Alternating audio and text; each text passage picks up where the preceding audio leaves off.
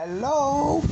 Welcome back mga vloggers, mga viewers. Narito po ulit tayo sa Manila Bay. At yung una po nating video na nakaraan kung saan po natin natagpuan yung isang pulube na halos sa video ko ngayon sa inyo na halos hindi na siya gumagalaw.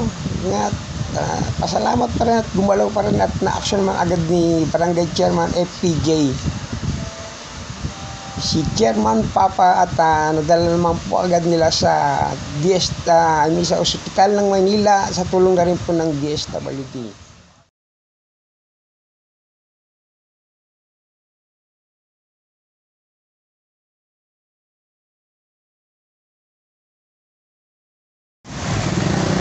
Ulit tayo mga viewers. Ito po yung estatwa ni Elpidio Quirino na nag-video natin nakaraang may bagyo kung saan nagbagsakan po yung mga ilaw na nakabit sa puno at agad din naman po naaktunan ng mga tauhan ni Mayor Isko Moreno. So maayos naman po, maliwalas ang hangin dito, ang araw init at ang takbo ng sasakyan sa going to south ay napakabilis at ganun din po naman siya papunta ng south. Mga nanggaling ng Quirino Highway papunta po ng south. Okay naman po. Maluwag naman po, maluwag. Kaya medyo masikip yan kasi naka red light po sila, hindi sila makaandar pareho.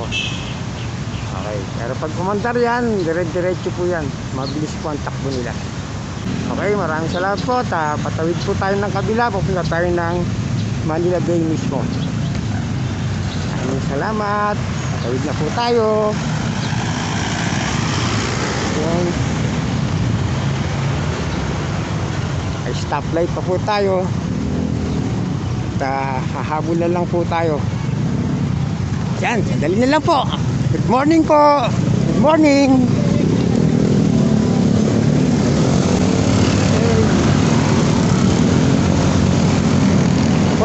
Vloggers, viewers, nandito na po tayo.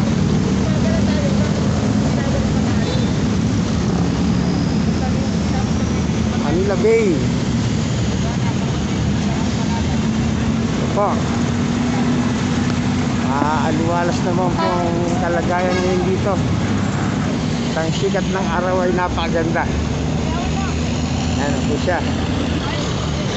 Yung mga GPS natin, mandaragat, masipag naman po silang ginagawa nilang kailan tungkulin. Continuous pa rin po sila sa paglilinis ng karagatan. Ayan po sila.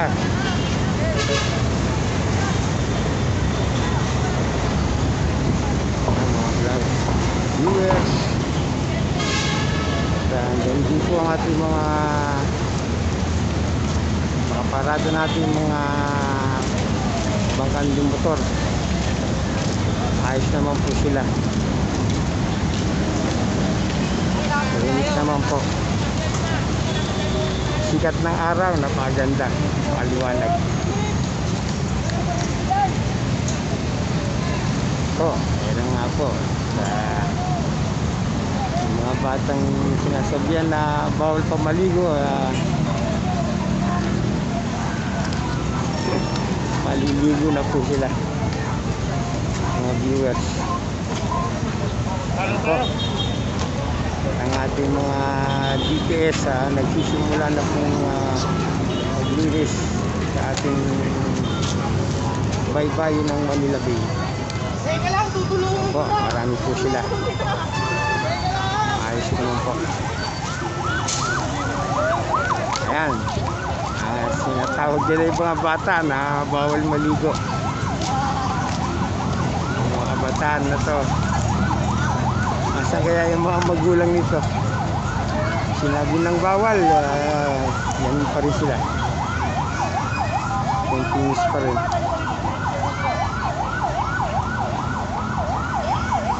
Ayan, medyo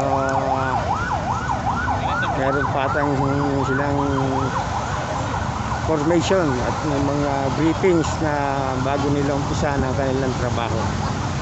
Ayan po.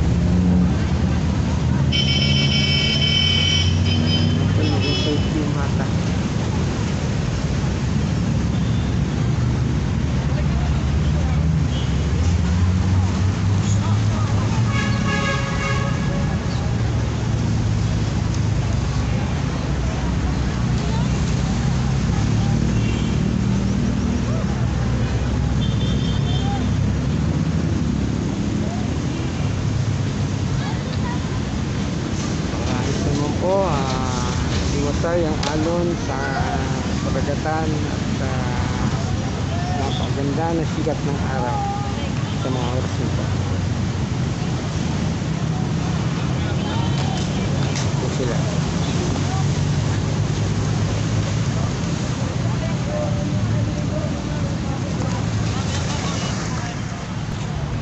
Ayan po, may pulis na po tayong dumating at sinisita na po ang ating pong BTS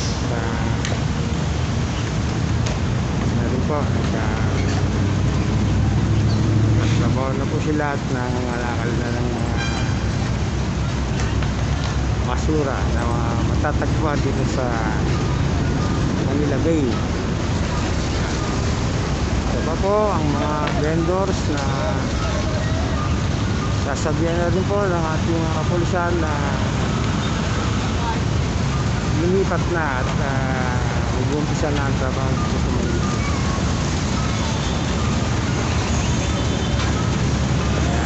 Kita natin sila nag-visit.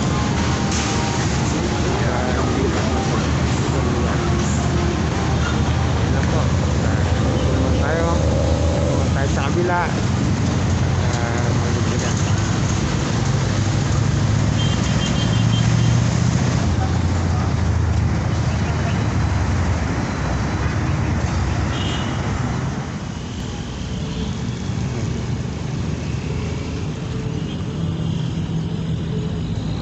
Tatanaw po natin isang yate po na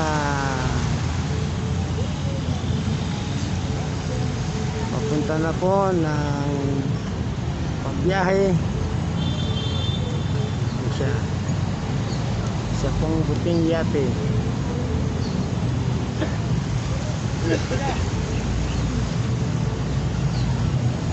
po yung mga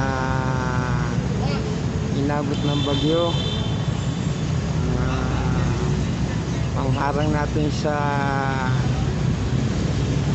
water lily na salukuyan pa rin pong inaayos ng ating mga BTS para rin dumpo sa area ng Dolomite natin. Tuloy pa rin po silang nag-aayos.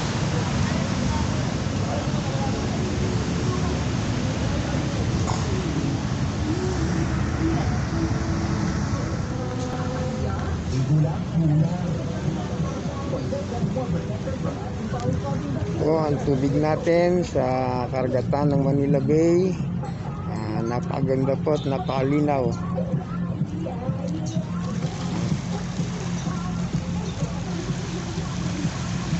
Palinis po niya at wala tayong nakikitang mga nakakalot na basura.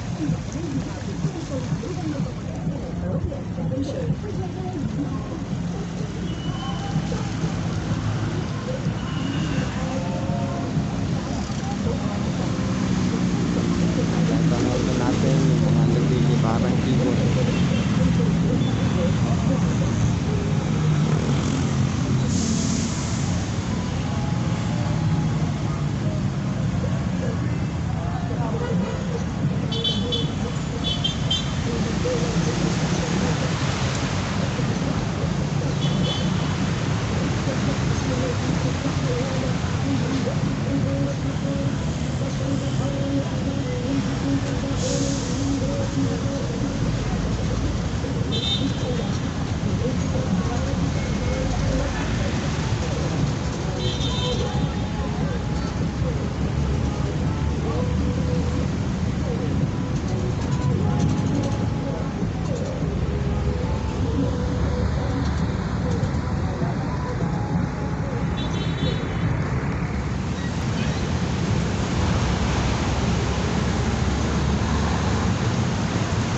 barriers natin.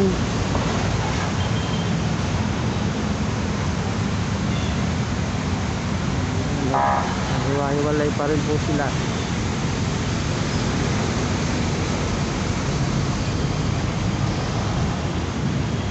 Oh.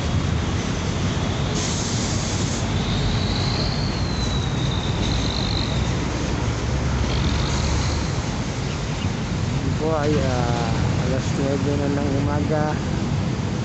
Medyo mangilan-ilan na lang po ang mga naririto sa area.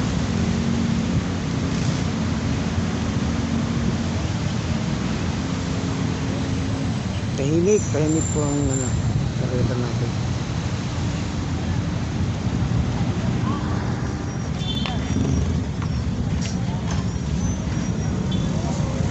Vloggers, dito na pa tayo ngayon.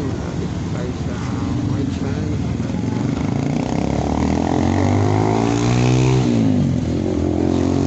Sir, yung tulong na po, tanila po, pambili pagkala po. Sir.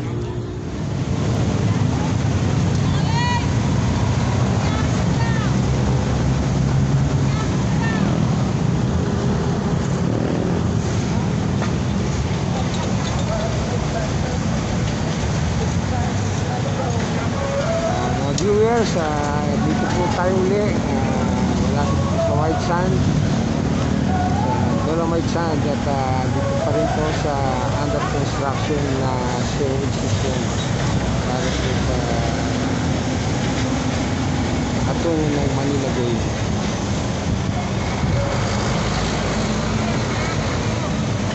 Linis naman po ang trabaho nila. DPWH natin, masipag yun yung nagtatrabaho. Opo, ayun lang po.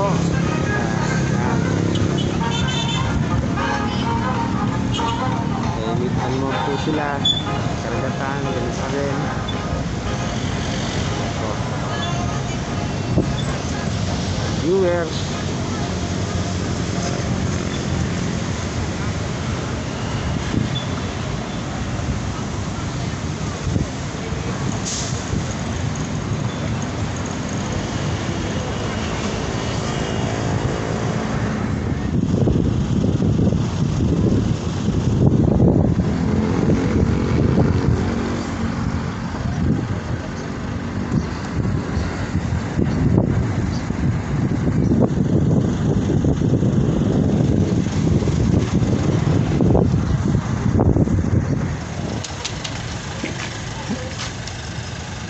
hello po.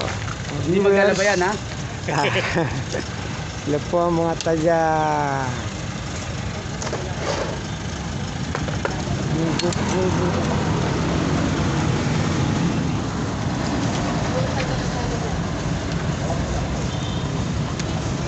mga viewers, sila pa mga taga DNR na matungkurin sa Manila Bay upang conduct po ng check ng tubig dagat. Ito sila.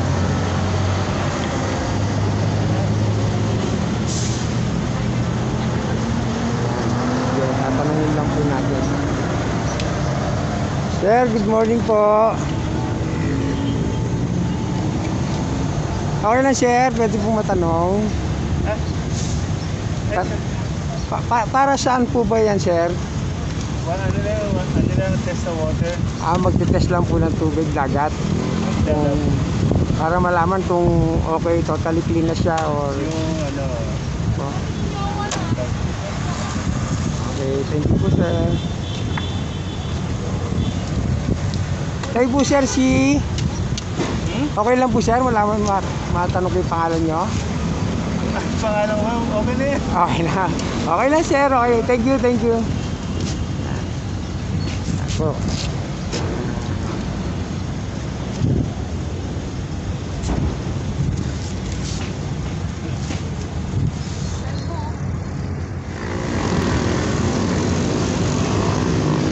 Yan po, kumuha po sila ng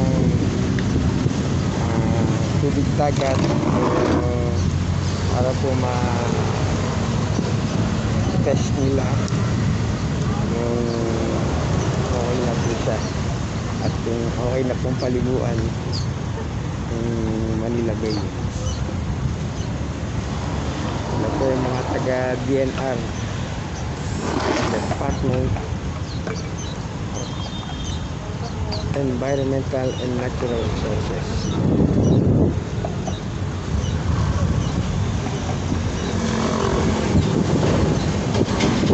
Transport po sa isang lalagyan.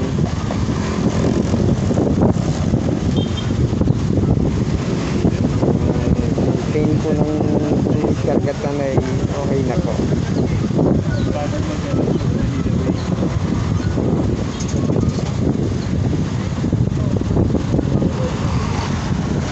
Taga-DNR po sila.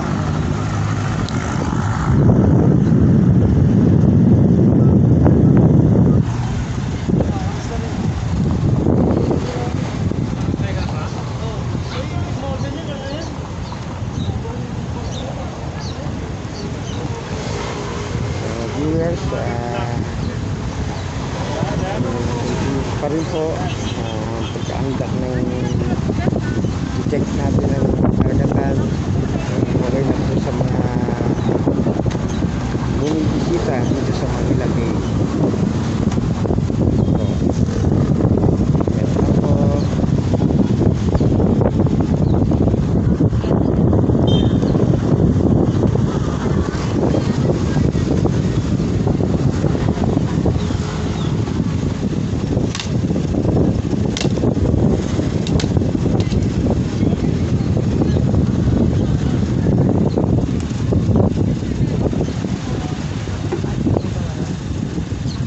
Yan na po.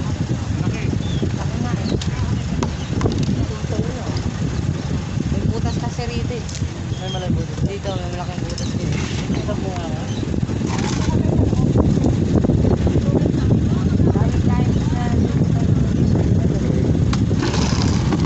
Thank you po, sir. Thank you, ma'am.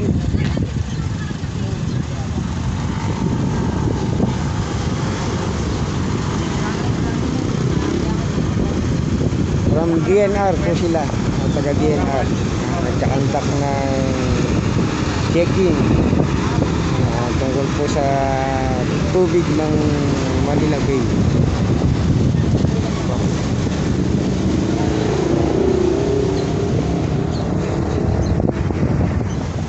Okay po, mga viewers, pupunta naman po tayo sa Dolomite Sand para matanaw po natin ang kalagayan sa area na yan.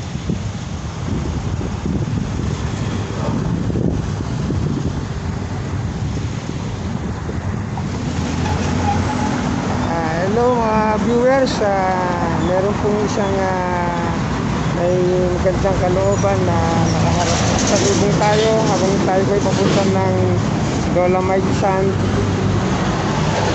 para tumilip po ron. Nakausap naman natin po si Mother na okay lang na matanong natin siya kung ano po yung nakita niya. Ano po ba yung nakita niya, Nay? Nakahiga siya na nakahandusay. Ay, isang lalaki po. Oo. Mga viewers, ito po siya. Isang lalaki na gusto po natin malaman kung ano po nangyari dito. Para pupunta sila dito.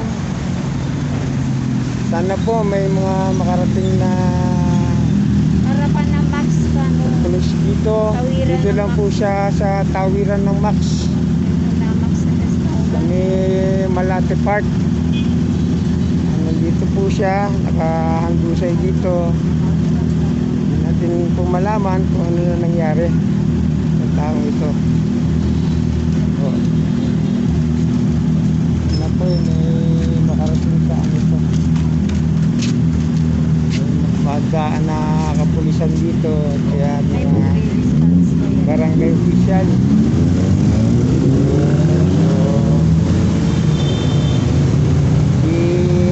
Mother po ang nakapansin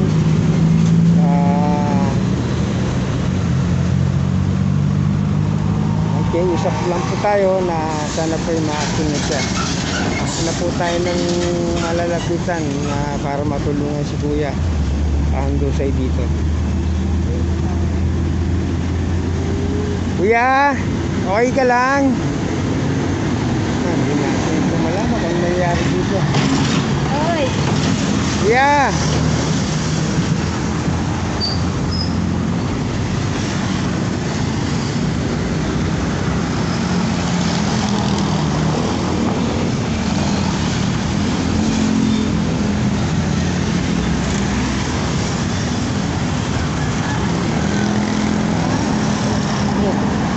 Please. Kuya! Hey! oy.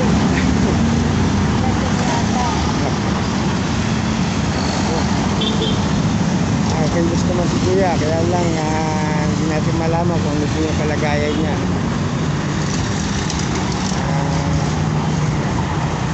Hintay lang po tayo na may dumaan ditong kapulisan at malaman kung ano po yung kalagayan niya.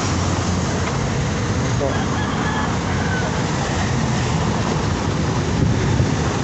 Maghanap po tayo ng malalapitan tutulong sa kanya.